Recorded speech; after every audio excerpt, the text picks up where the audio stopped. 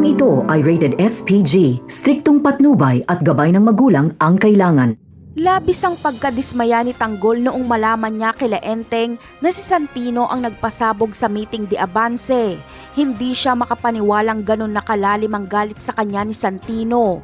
Nangihinayang lang si Tanggol dahil napakabait pa naman ni Santino noon, pero ngayon ay marami na itong napatay.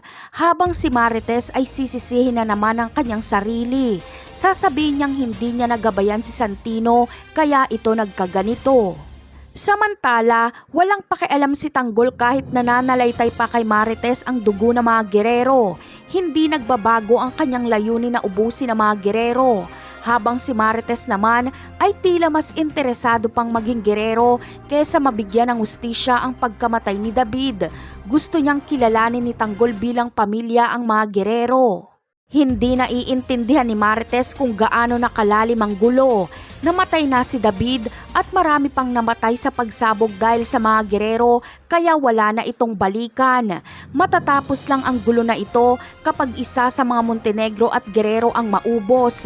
Kahit si Marites ay ipapaligpit ni Roberto dahil kapag lumabas sa publiko na may bastardang anak si Don Gustavo ay ikakasira ito ng mga gerero at ito pa ang magpapatalo sa kanila sa eleksyon.